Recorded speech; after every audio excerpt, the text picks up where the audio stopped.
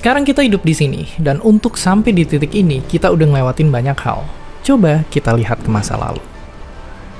200-an tahun lalu, pabrik-pabrik baru kenal sama mesin uap. 5.000-an tahun lalu, kita mulai belajar menulis. Dan 200-300.000 tahun lalu, kita baru ada. Tapi sebelum kita ada pun, dunia jauh dari kata sepi. 2 juta tahun lalu, manusia jenis lain menjelajah bumi kita.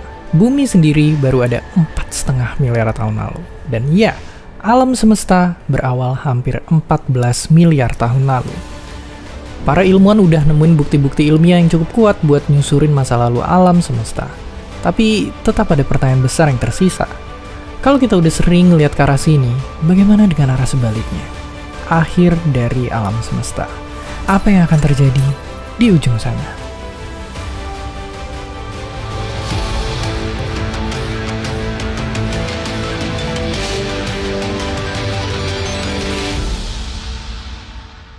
Sampai hari ini banyak banget skenario berakhirnya alam semesta yang udah dikembangin. Ada juga yang udah bahkan netapin tanggal.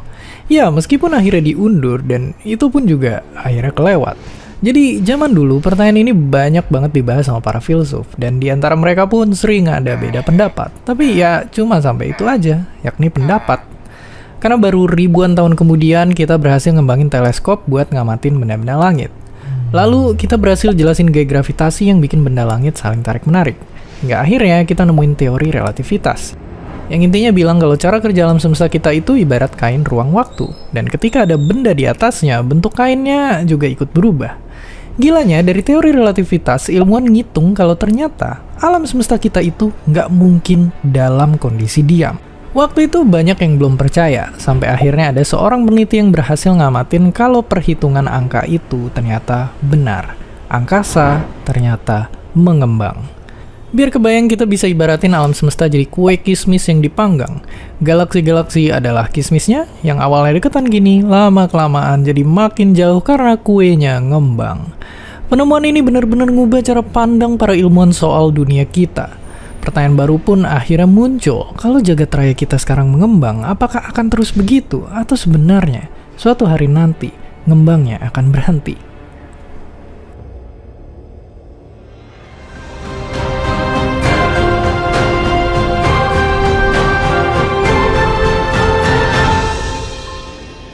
Disinilah para ilmuwan ngajuin satu skenario berakhirnya alam semesta. Big Crunch. Oke, kita udah lihat alam semesta terus mengembang, tapi kita juga tahu ada gaya yang kerjaannya tarik-menarik, yakni gravitasi. Nah, bayangin aja dua kekuatan ini lagi lomba. Kalau gravitasi menang, alam semesta akan stop ngembang dan mulai menyusut. Di fase ini, semua objek di alam semesta bakal saling tarik-menarik dan bahkan tabrakan. Galaksi-galaksi bakal bergabung dan bintang-bintang pun menyatu. Mereka kemudian bakal hancur dan sebagai gantinya lubang hitam bermunculan. Dan ya, para lubang hitam ini juga bakal saling makan dan bakal ngebentuk lubang hitam super besar yang lahap seisi alam semesta. Sampai akhirnya yang tersisa adalah titik misterius dengan kepadatan tak terhingga sampai hukum fisika gagal ngejelasinnya, yakni singularitas. Seakan-akan kita kembali ke awal mula alam semesta.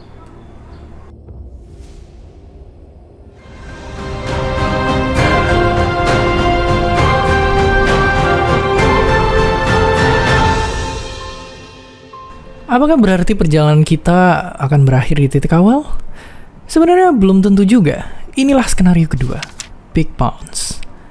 Mirip kayak barusan, alam semesta bakal menciut super kecil sampai hukum fisika kita nggak berlaku. Tapi di skenario ini, titik itu nggak pernah mencapai kepadatan tak terhingga. Nah, karena hukum fisika nggak berlaku, peneliti bilang ada kemungkinan penyusutannya bisa berhenti. Dan alam semesta bakal bisa mulai ngembang lagi. Kalau skenario ini benar, ada kemungkinan Big Bang sebenarnya udah terjadi lebih dari sekali. Gila banget. Tapi sayangnya skenario ini semakin kurang populer. Kenapa? Jadi gini, di fisika itu ada hukum yang nyatain kalau setiap saat segala hal di dunia ini semakin menuju ketidakteraturan. Istilah ukurannya, entropi. Mau itu ngomongin kerapian, posisi, ataupun bentuk. Dan kalau udah nggak teratur, susah banget untuk dibikin dalam tanda kutip teratur lagi. Nah, seiring alam semesta ngembang, dia itu makin gak teratur. Entropi terus bertambah dan mustahil menurun. Jadi apakah Big Bang dahulu kala itu sebenarnya Big Bounce? Kemungkinan besar, nggak juga. Karena setelah dunia berakhir dan terakhir kembali, entropi harusnya tinggi. Tapi faktanya, pengamatan kita nunjukin entropi alam semesta setelah Big Bang dulu tuh sangatlah rendah. Oke, dua skenario barusan sama-sama dikembangin dari satu asumsi yang sama, bahwa pada suatu hari nanti alam semesta bakal berhenti mengembang. Pertanyaannya, apa iya bakal berhenti?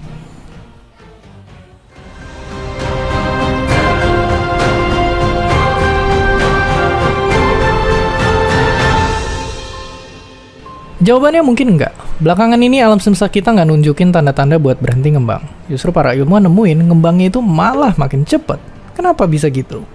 Jadi gini, buat ngukur jarak di alam semesta, ilmuwan biasa ngelihat terang atau gelapnya cahaya bintang, ibarat lilin di kegelapan.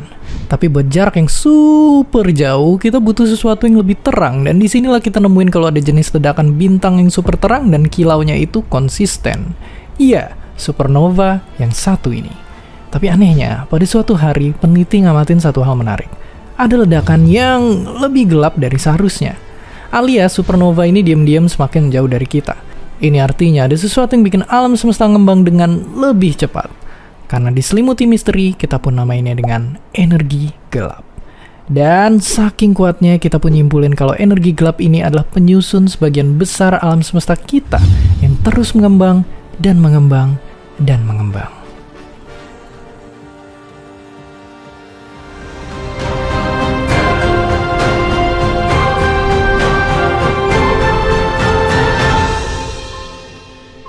Dan sampailah kita di skenario kehancuran selanjutnya. Di masa depan, karena ruang angkasa terus ngembang, nggak akan ada tabrakan atau kehancuran besar-besaran. Justru kelompok-kelompok galaksi bakal saling menjauh, dan seisi alam semesta akan dalam tanda kutip mati sendiri-sendiri. Alam semesta kita bakal jadi terlalu besar dan kosong. Nggak ada cukup partikel yang ngumpul dan berinteraksi buat melahirkan bintang baru. Sementara seluruh bintang lama mati satu persatu. Akhirnya, cuma tersisa kegelapan berisi bintang kecil, sisa-sisa bintang, dan lubang hitam yang akan bertahan untuk waktu yang sangat-sangat lama. Ibaratnya, era penuh bintang dan cahaya hanyalah satu kedipan mata, dan setelahnya cuma ada kegelapan selama 1 triliun tahun. Kalau ada manusia yang bisa hidup abadi, dia nggak akan nyaksiin peristiwa apa-apa lagi di dunia ini. Sendirian, kesepian, kedinginan selamanya. Kecuali mungkin kita malah nggak punya waktu selama itu.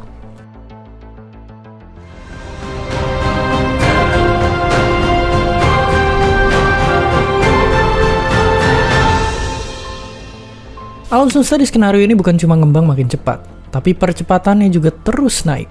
Kayak bola salju yang makin gelinding, makin cepat dan makin besar. Karena ngembangnya makin gak terkontrol, alam semesta bakal dalam tanda kutip robek karena ketarik kuat dari segala sisi.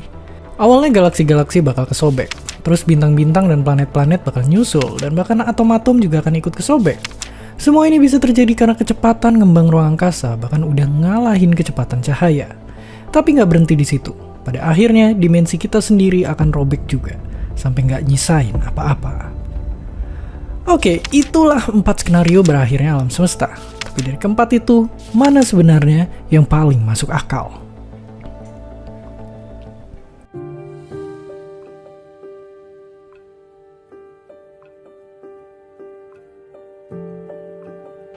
Halo Fajrul.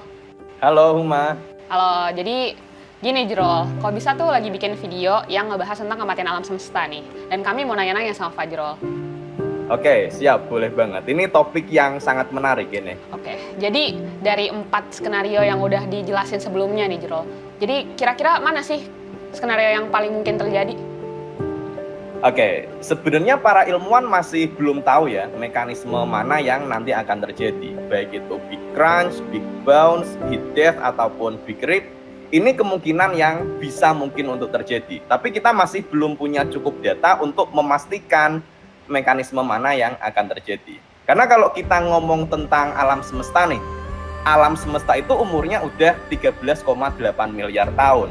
Sementara manusia ngelakuin pengamatan, datanya baru paling terdokumentasi dengan baik 2000 tahun terakhir. Jadi kita belum punya cukup banyak bukti apakah nanti gaya gravitasi atau dark energy yang lebih kuat efeknya. Jadi kita belum tahu secara pasti mekanisme mana. Oke, tapi walau belum tahu secara pasti nih, ada nggak sih satu skenario yang paling mungkin terjadi? Oke, kalau kita lihat ke data-data yang ada sekarang dan kemudian kita tarik ke masa depan ya, skenario yang paling mungkin untuk terjadi adalah skenario heat death. Karena ini ibaratnya ya udah alam semesta berjalan normal, ngelanjutin kondisi yang ada sekarang sampai kemudian miliaran tahun semua energinya udah habis. Bintang udah kehabisan energi, kemudian black hole semuanya pun udah menguap, energi udah tersebar secara merata. Dan ketika energi udah tersebar secara merata, nggak ada perbedaan suhu lagi, udah nggak ada aktivitas lagi, dan di momen itu pasti manusia udah nggak ada. Dan ini adalah kondisi yang didasarkan dari hukum termodinamika yang kedua.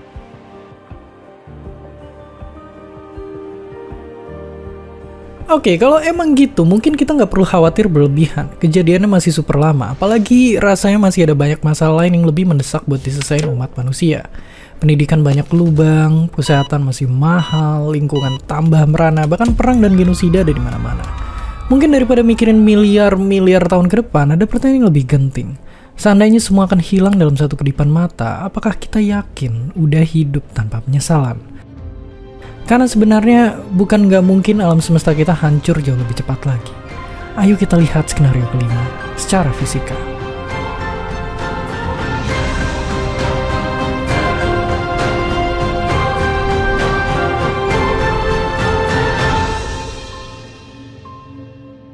Oke, keempat skenario yang ada di awal tadi adalah skenario yang didasarkan dari sudut pandang makro, di mana faktor utamanya berasal dari gaya gravitasi dan energi gelap.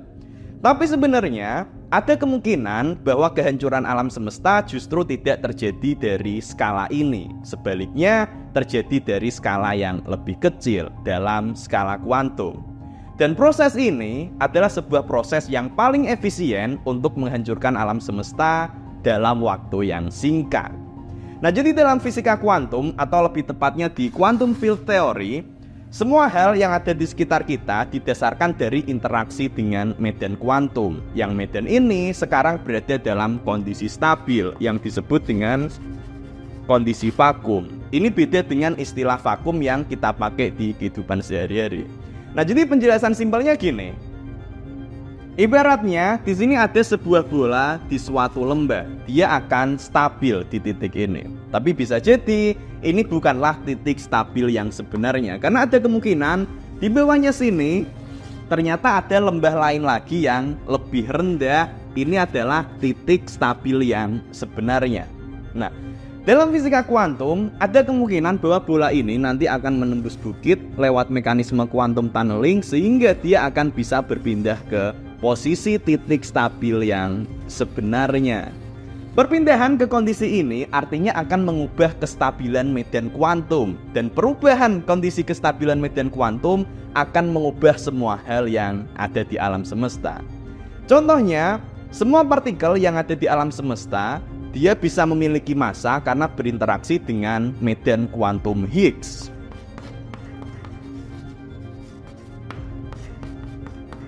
Dan bentuk lembah ini adalah bentuk potensial energi yang kemungkinan memang dimiliki oleh medan Higgs ini. Jika kestabilan medan Higgs berubah, artinya semua massa yang dimiliki oleh partikel akan berubah atau bahkan bisa jadi hilang. Kalau massa hilang, atom tidak lagi stabil.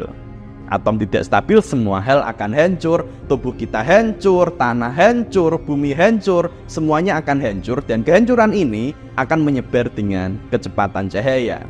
Jadi ibaratnya kayak kita lagi nonton TV, dimatiin, plug, dan tanpa sadar kita udah ikut hancur. Skenario ini disebut dengan istilah vacuum decay. Sebenarnya skenario ini sifatnya masih spekulasi dan peluang terjadinya sangat-sangat kecil. Satu kemungkinan selama 10 pangkat 794 tahun. 10 nolnya ada 794. Jadi kemungkinannya sangatlah kecil. Meskipun kemungkinan itu tetap ada. Dan ini bisa terjadi kapan saja. Jadi tetap ada kemungkinan bahwa sehari setelah video ini diupload, skenario vacuum decay ini akan terjadi, dan artinya kita semua akan mati.